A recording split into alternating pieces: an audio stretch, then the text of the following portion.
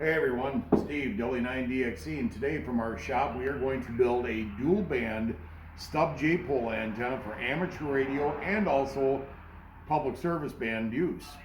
This is a pretty simple design. Anyone could build this. The parts are readily available locally. Won't break the bank. You could probably build something like this for well under $35, even in today's prices. So we're going to get going. I've already got most of the parts cut. Everything's marked and everything. I've got a list printed off the internet, list of directions on how to build one that tells you exactly what you need. And to go along with it, I wrote up a quick list. I'll run through this quick. 3/8 aluminum rod, which you can buy it at either Menards or the local lumber yard, which I was amazed in Sparta actually has the 8-foot length rod for about $14. 90-degree angle. I buy this in a 3-foot, 36-inch length. It's about $6. And I've got more of this rod back here because I plan on building more in the future. You will need 3/8 stud mount.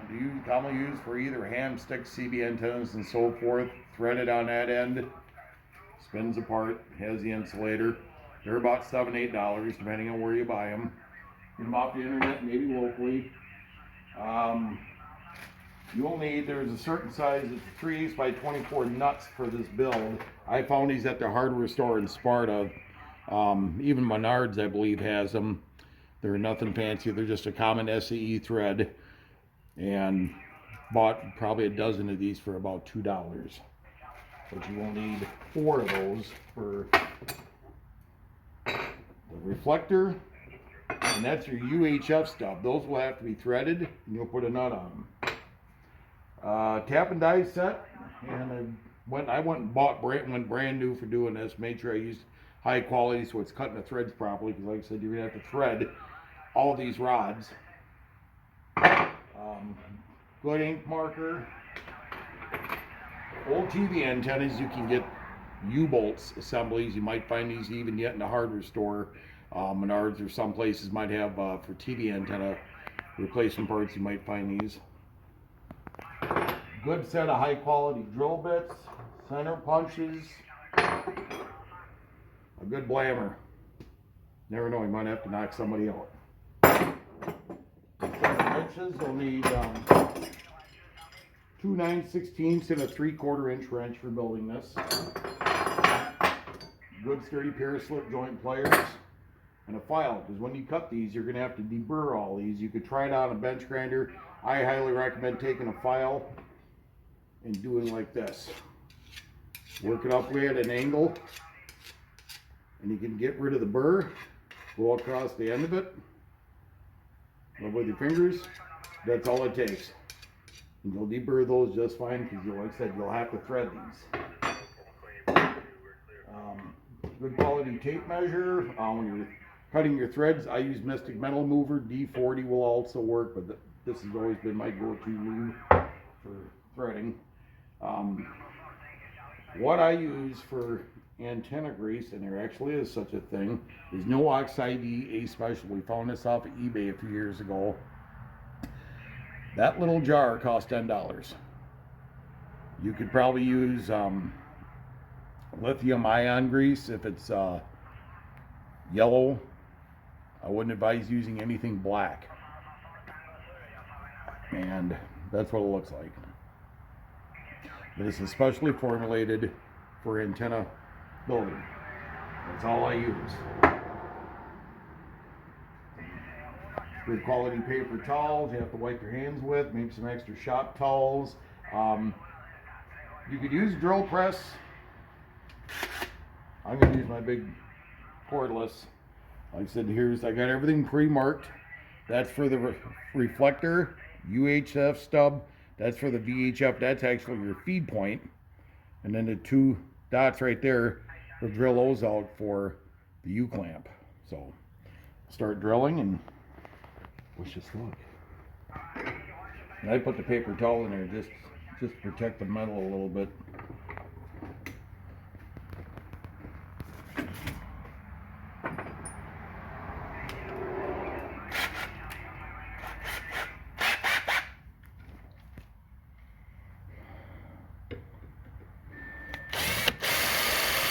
Oh yeah, safety glasses. Always wear glasses. Protect your eyes.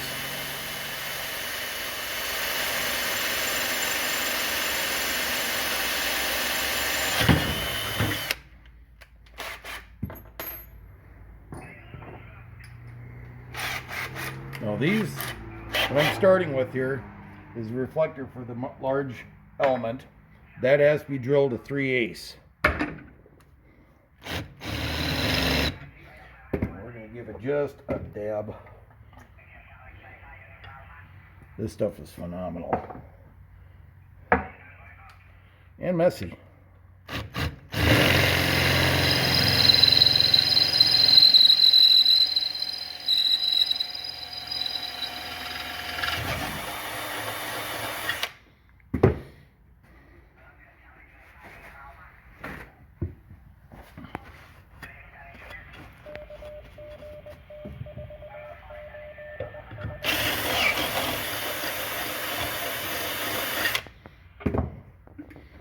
What I'll do for each one is I'll take our Wonder file from 1956.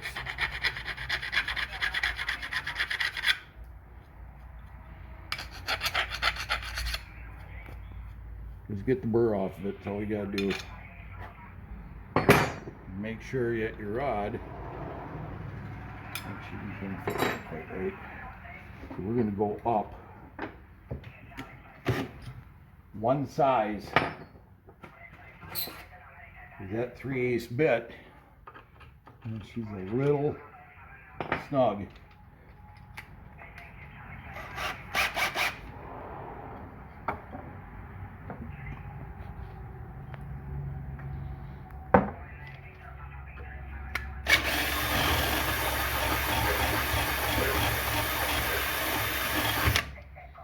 Just like that. Keeps everything happy with the world.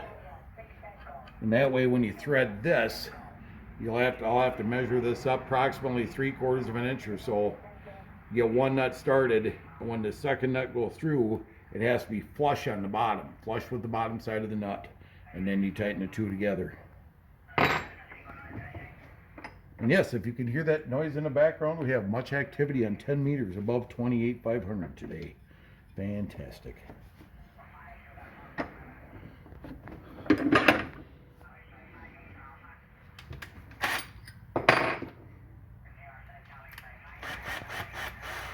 Start with a smaller bit.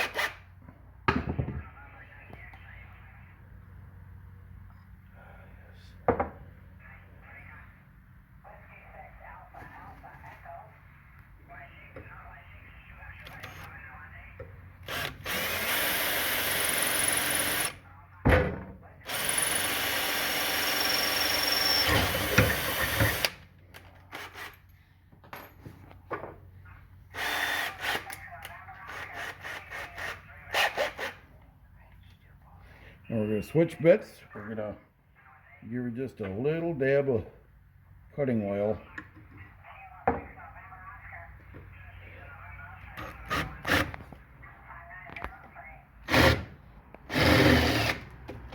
And that's why, if you don't use cutting oil, those burrs like that will lock it up. You could spin that drill right around and break the rest.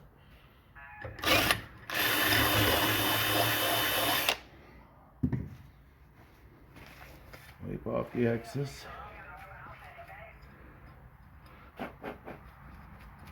Yes, I'm sure somewhere's out there they probably make a deburring tool. That's what I use my fingers for. So we're going to file. This is actually really smooth on the bottom. Pop that out of there. Nice and clean. Good. That fits. Now, this end one will be the feed point where that will have to go in. So you're going to have to drill a 1/2 inch hole.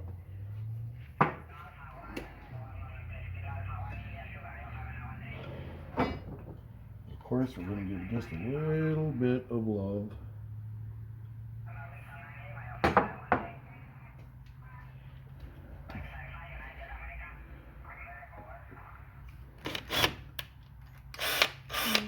Smaller bit.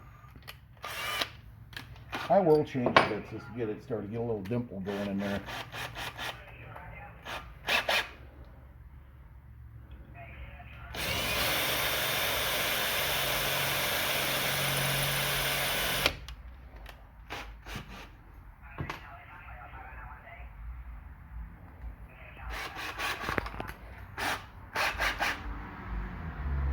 Just an extra little sprinkle of oil.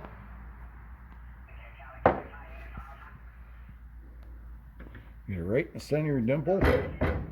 Lock your work.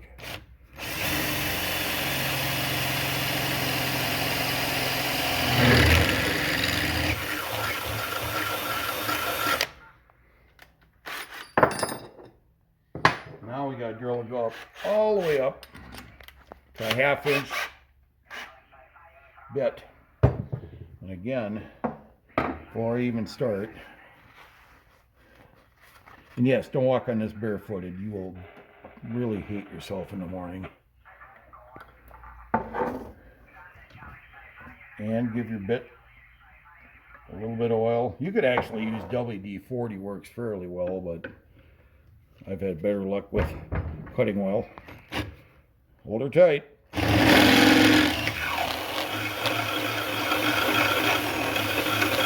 Look at that.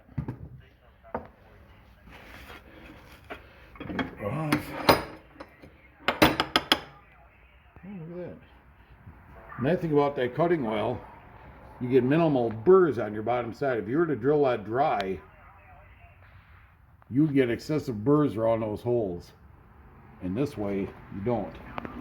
That stuff is just gold magic. Love it. You want to check the hole? Yeah, we're going to make sure. Now this has to be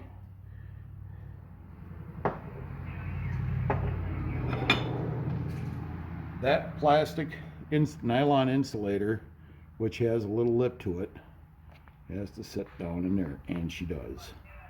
Look at that. Nice and snug. It's a happy little wash. If Bob Ross ever got into ham radio, could you imagine the number of times he would use the word heavy? Now, what we're going to do, before I install this, on the bottom, or I should say the top side of this, I'm going to put some of this compound on here, because You install it right now? I'm going to put that one on right now. Okay. I just know you have a couple other holes to... Yep. Now we do this because when that sits up on the bottom side, corrosion will eventually get up to it and you'll lose ground connection. So that will help it from corroding. And I put a liberal amount of this on these threads because this is going to be encapsulated. And you can use anything. You could, a lot of times I'm doing this, I use a Q-tip and I cut the end off of it. But I didn't have a Q-tip handy. So that looks all happy. Put your star washer down in there. Look at that. Look at that. Put it back in the bench vise. I'm going to tip that up just like so. We'll need a big wrench. That's a 3/4. Get on the bottom side of that.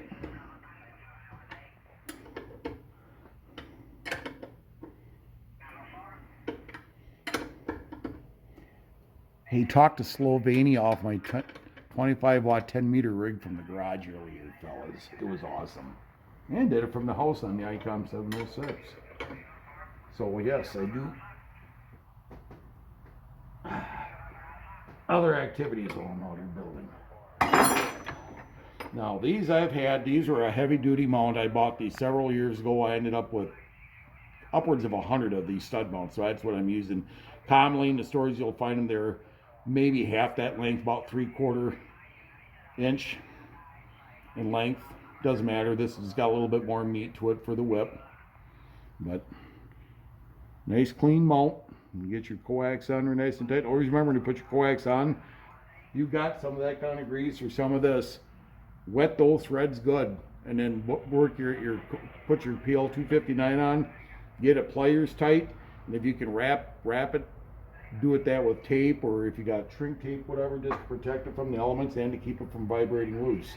Now, for our mount, we're going to drill these out real quick.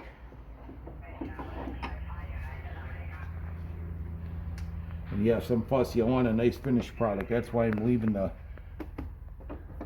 paper towel in here, so it's not marred up. And anyways, this was a Hillman brand, I believe, but this came from Menards, of aluminum angle, and they do specify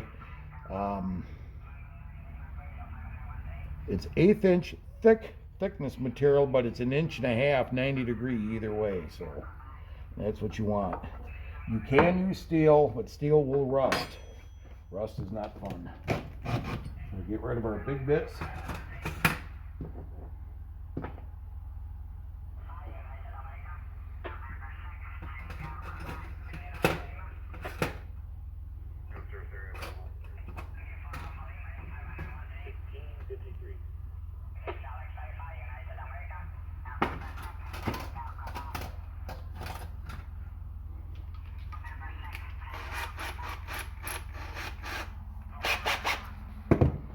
Again, we're going to give it just a little bit of love.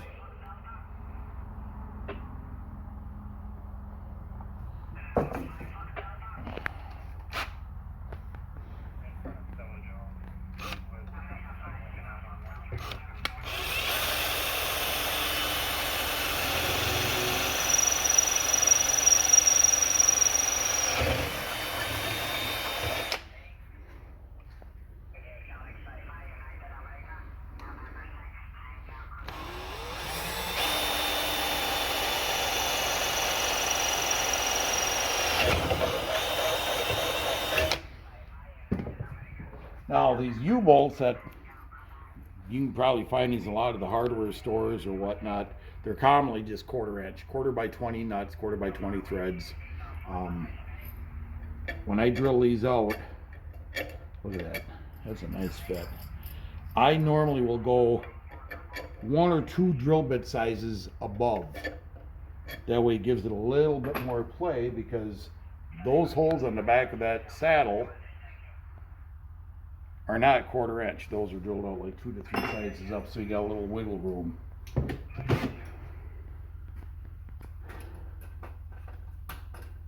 My wife is looking at me kind of funny, like, what is it? What?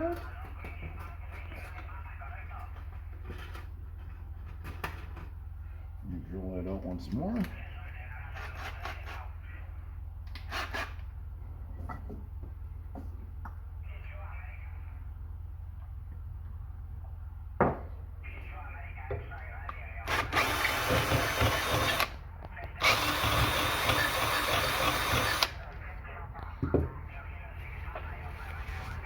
Off that axis. Hardly any burr underneath. That is nice. Very, very little.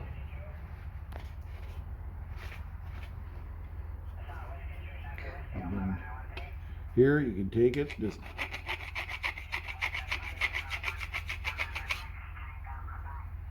nice and clean.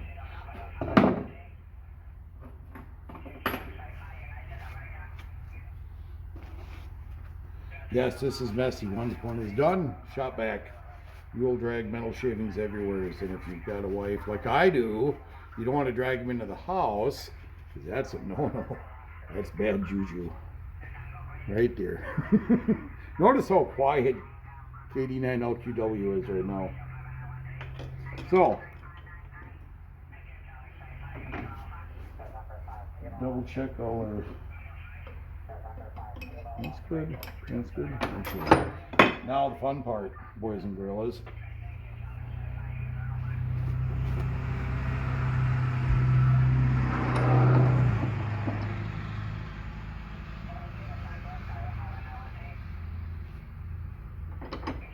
Do this without squeezing your fingers in there, because you will cry a lot.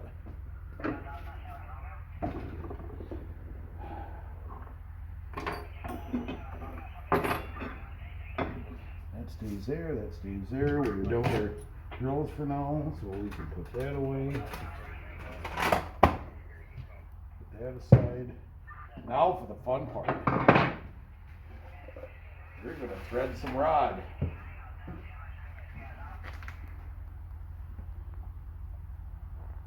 And you have to get these started very, very square. If you don't, you will hate yourself in the morning. And these are tapered. If you look at them, they're normally stamped on the inside ring here. And they're tapered. That's the side you want to start with when you do your threading. So we're going to put that on there. I would advise you get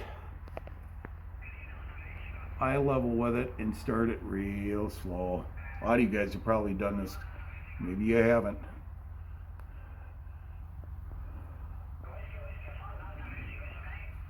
Get started to keep a little bit of down pressure on it. Let her cut her threads.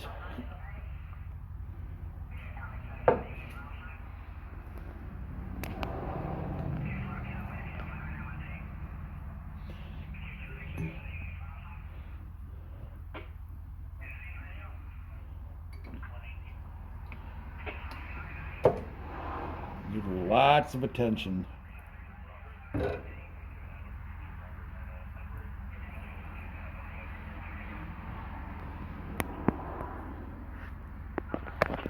Aluminum is so obviously, aluminum is soft, so when you're cutting these threads, spend a little extra time.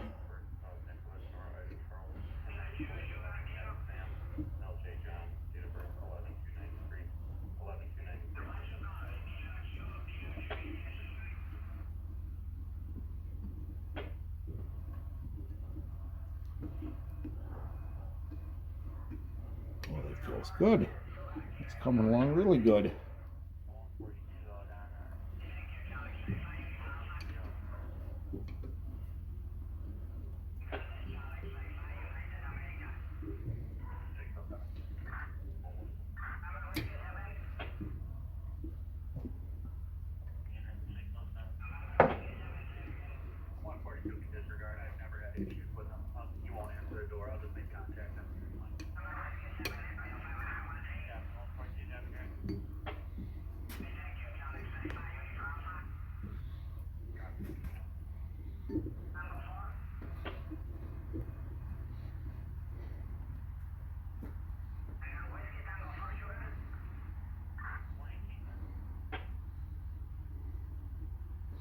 We have to go about 3/4 of an inch, so I'm going to stop right there. Look how nice that spins off of there.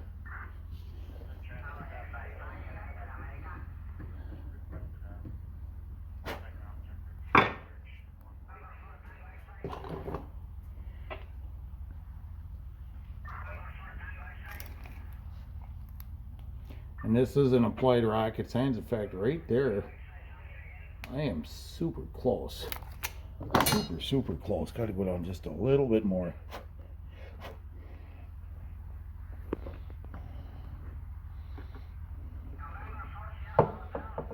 And when you do these, obviously, well, like I said, if you've done this before, you haven't done this before. This point here, when you go to chase it again, flush it with your oil or your spray to keep the threads clean, or you can easily cross strip this, and once again, you will hate yourself in the morning.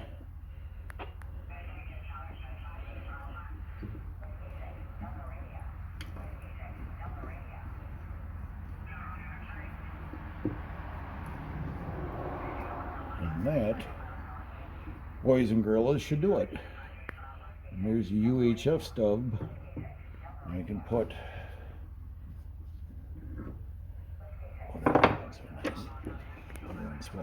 that's a nice.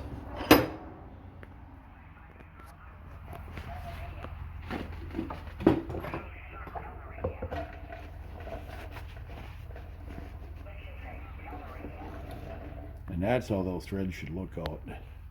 See if I can zoom in better. There we go.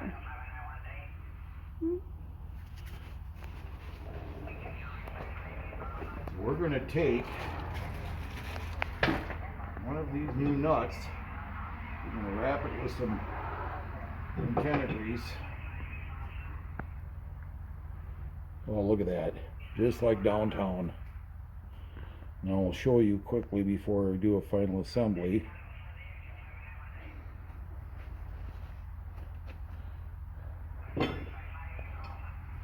That will go through here, and then you put a nut on the bottom. Now I got to tighten that down. That's got to be a little bit farther, so we will do that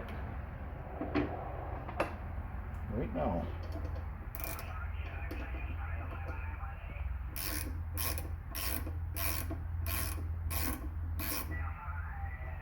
Now when we do this, and I'll put this towards the camera. When that nut is tightened down, that shaft should be flush with the back side of that nut. If it isn't, you'll have to take this apart and possibly thread it just a little bit farther. But then again, these are stainless steel nuts that I'm using, so that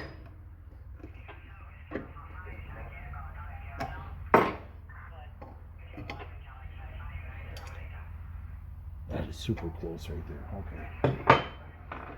So we'll thread the next one.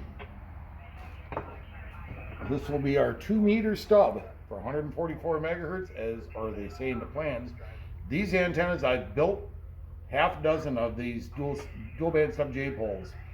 They all band out wide. They don't have super big gain, but they band out wide. You can do up to about 158 megahertz before the SWR even starts climbing above a 1.5.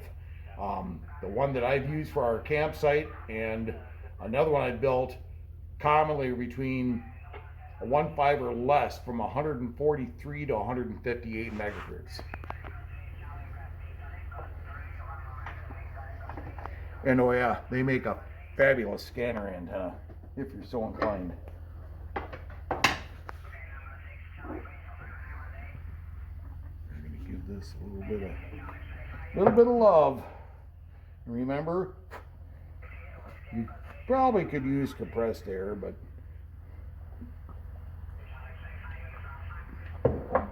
we got enough noise here today, so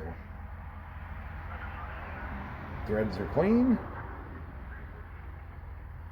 And you can tell on the back of this, small to the back side, that's your front. That's the side you want facing when you're threading it.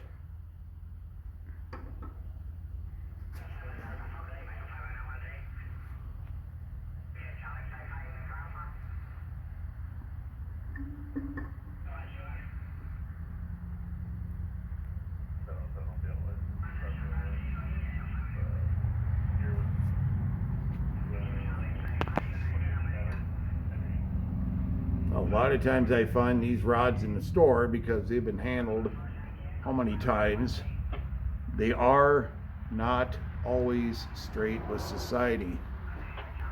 So when you're buying these in the store, if you're going to build this for any kind of project, roll them on the floor or hold them up like a beam, like so. Get a good look at them, because you'd be surprised to get home and how bent these things can be. I've had one that I returned to the local hardware store because it was off by about 4 inches. It was bent that bad. I was like, well, for the money spent, I want high quality.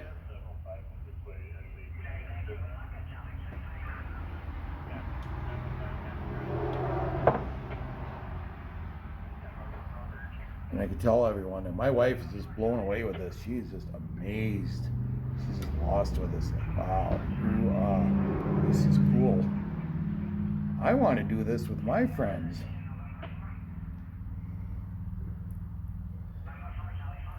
And then again, maybe not. Work this back and forth. Make sure you're cutting the threads good. And this one, we have to 1/2 inch threaded. So we're going to get down so far and then stop, see where we're at, and need to, we chase it some more.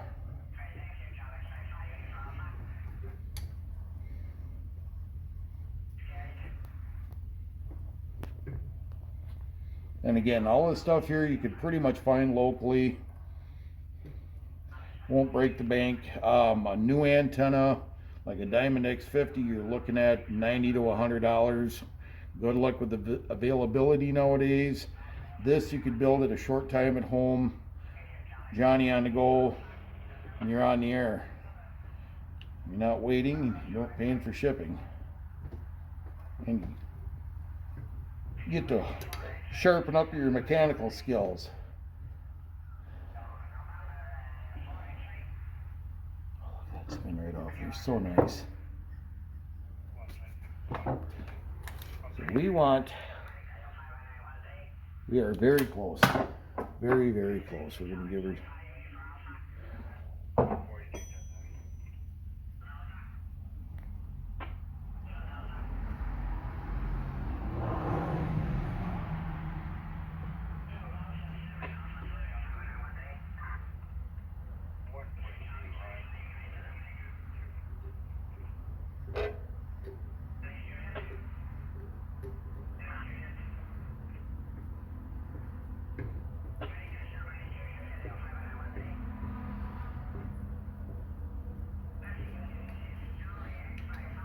Double check all my holes that I drilled before we start assembling, and I've got to wipe my hands off because this stuff gets everywhere.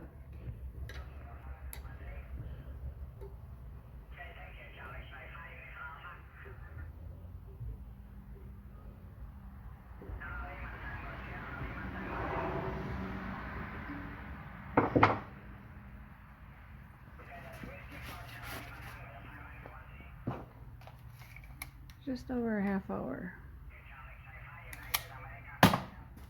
Just over a half hour right there so far, huh? Mm-hmm. Okay, we got one more to thread, and that one's going to be the trick because that's the long one.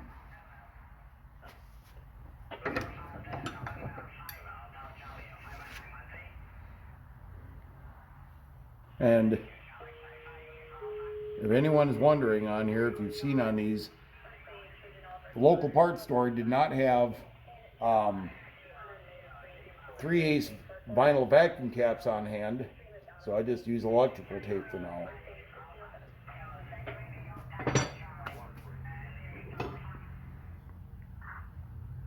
Pop that off real quick.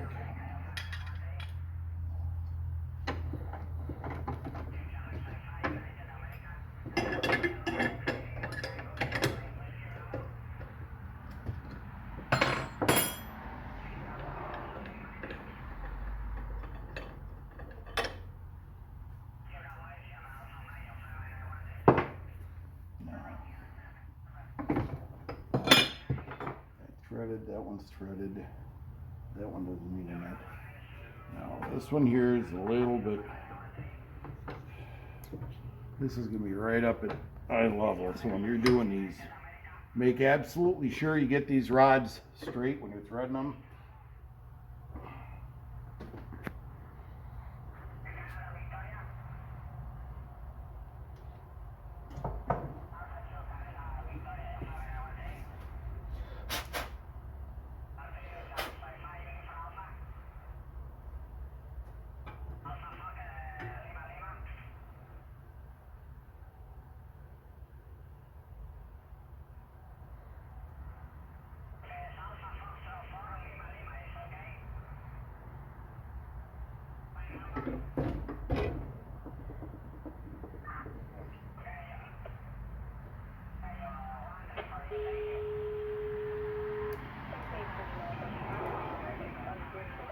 There we go.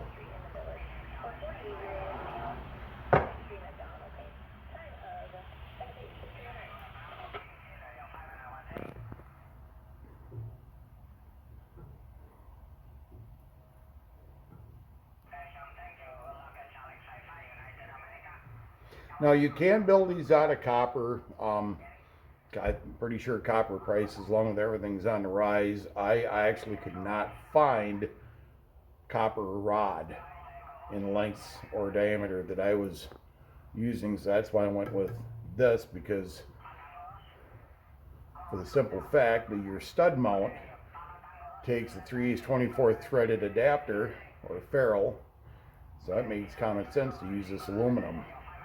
I have seen these built. People have conjured up a way to use copper tubing, small diameter copper tubing. It's a little bit Might be a little bit more delicate to work with, but I have seen them done. The velocity factor is a little bit better. Gain wise is marginally better.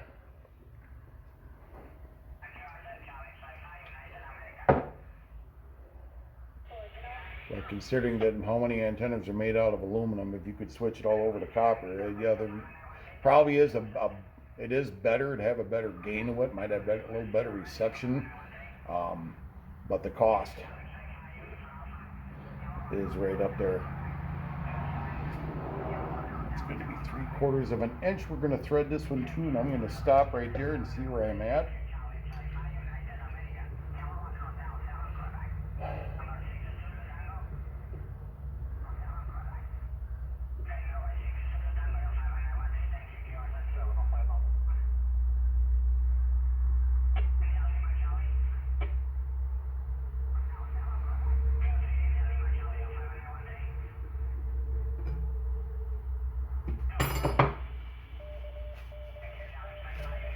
Oh, it's nice.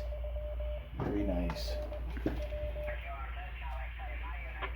Wow, we're perfect right there. So, I'm going to grab an extra paper towel or two and I'm going to make one adjustment to the bracket.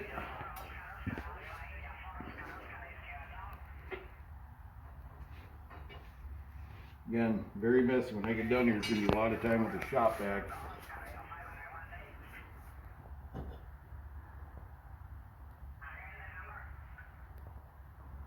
I'm going to read real quick. I'm going to put that in a little piece of paper.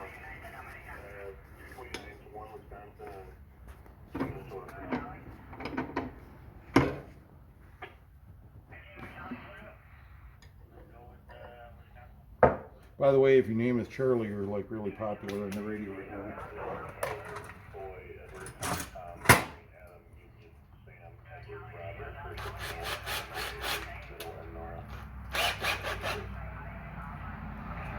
It's gonna be a bigger hole. Yeah, I have to drill this one up once more.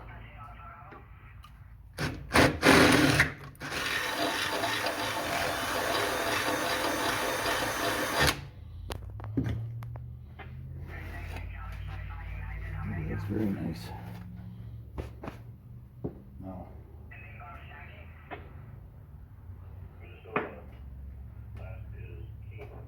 we can start assembling this rascal.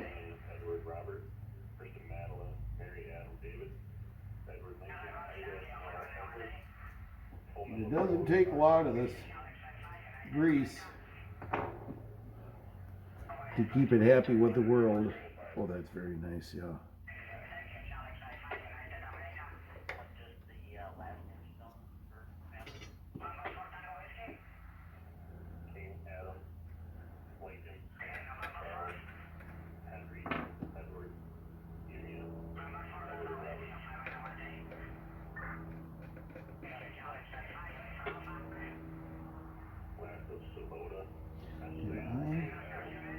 No, I didn't. Wrong one. That's got to go right there. Thought something didn't look copacetic with life. Somebody's out there shaking their head.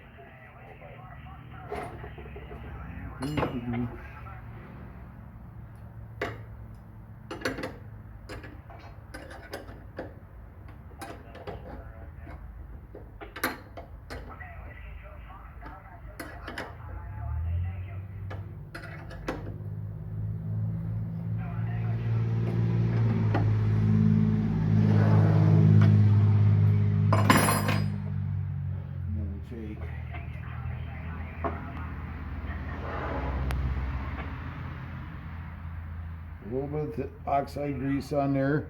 Don't worry if you get a little extra on the bottom, because moisture always seems to find a way of getting trapped down in there and causing issues. And we're not going to bottom that out yet because we have to check length, because when you're assembling this,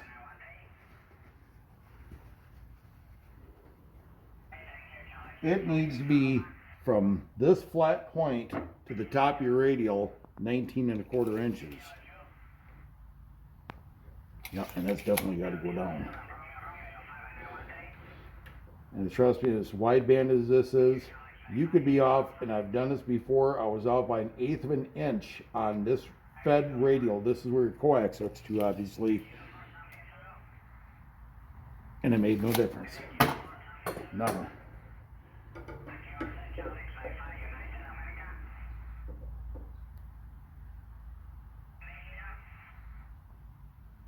Snug that down.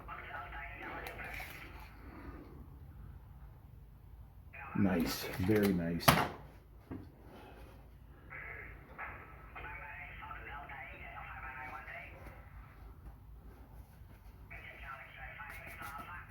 Slide this out just a little bit.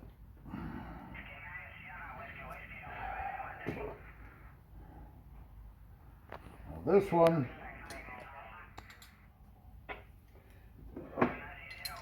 we're going to make sure that is snug.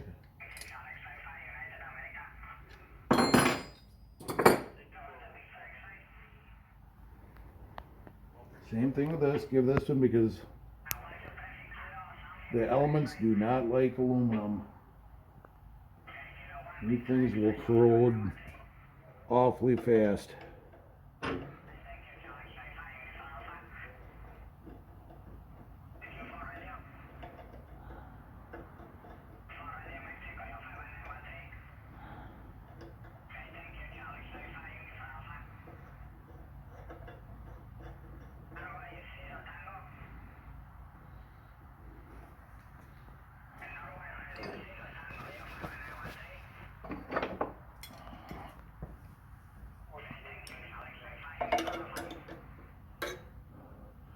Now we're going to turn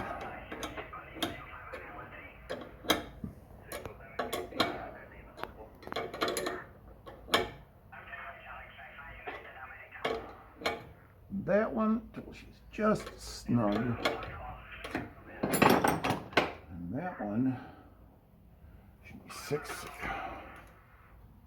right on the money, 6 1/4 inches. Give this one just one more little snug.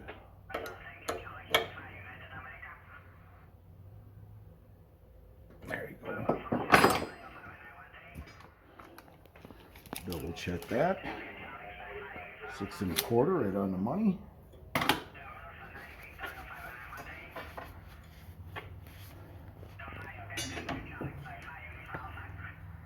And these things are light, these antennas. And mind you, if you notice it, it looks like it's spread a little bit in here.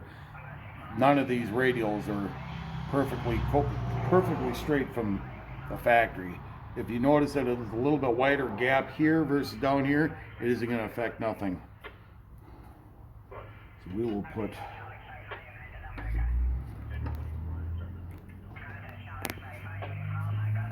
and that one's threaded. So we're going to give this one a little bit of Wiener Schlagen. Yeah, that's German for antenna grease, by the way.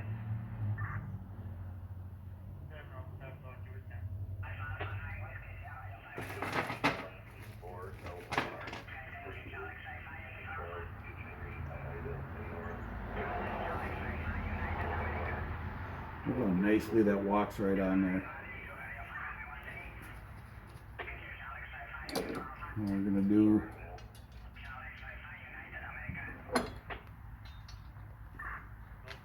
snug that down. That's why you put that grease on there. You don't want it to seize up.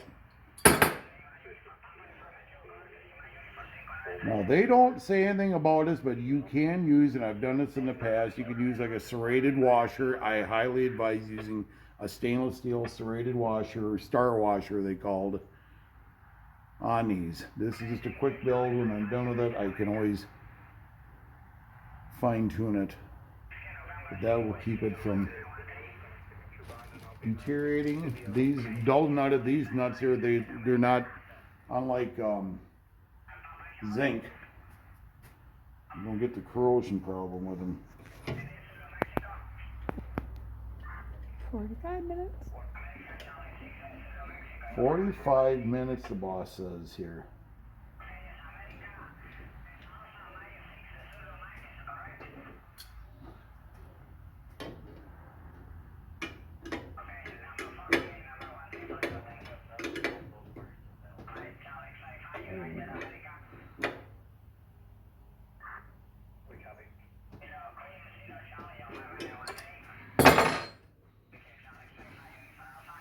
Look at that.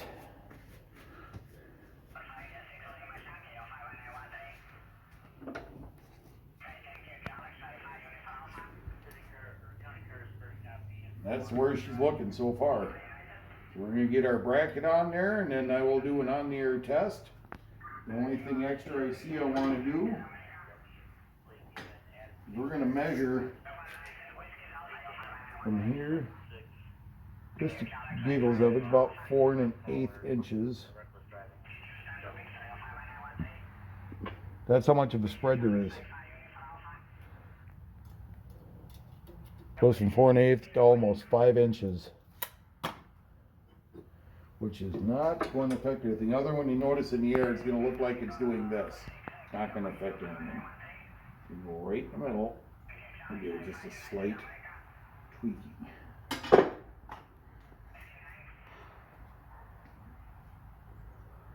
That's much better. We'll leave it at that. Now, we're going to mount our bracket.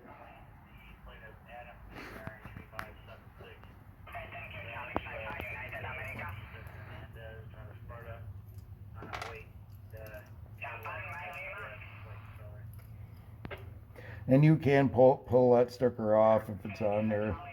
I just left it on there now for show and go.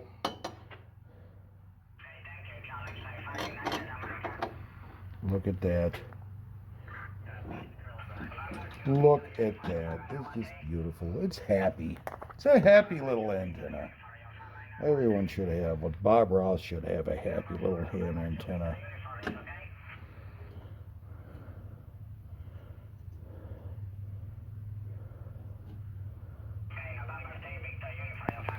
Oh, there's a better way of applying it. Right now we're just getting it done.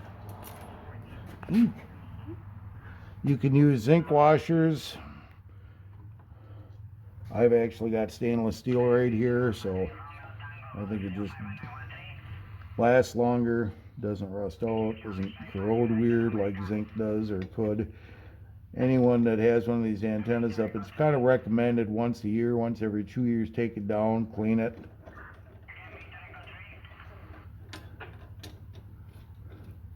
Inspect everything, you know, do an SWR test on it frequently. There we are. Yes, we go through lots and lots of paper towels for this job. All right, I'm going to stick this into a tripod and put some coax to it and do a test on it, but we'll be back for that part. See you in a little bit.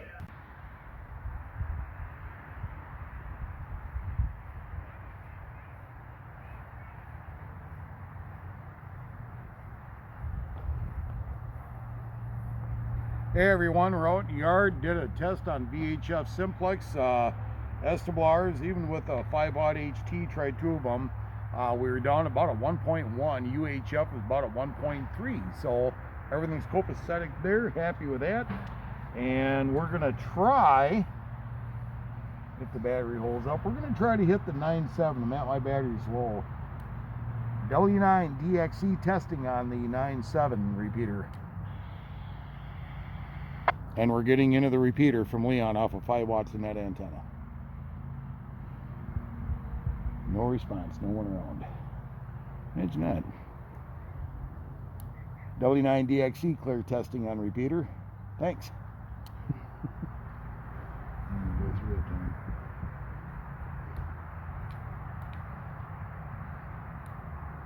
W9 DXE clear repeater. Actually hearing the repeater very well. My battery's almost dead on my FT70 Yaesu, but I'm impressed with that for being that low to the ground, and for the valley that we're at south of Sparta, we're actually hitting the repeater really, really good. So that's it. There it is. Pretty simple build, very efficient. Definitely gets the job done, and you won't spend $100 and have to wait for it to get offloaded on a ship off the coast of California. Might happen.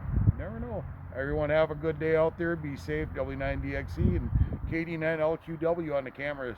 Adios, sayonara, and Auf Wiedersehen from Leon. Bye. Hola.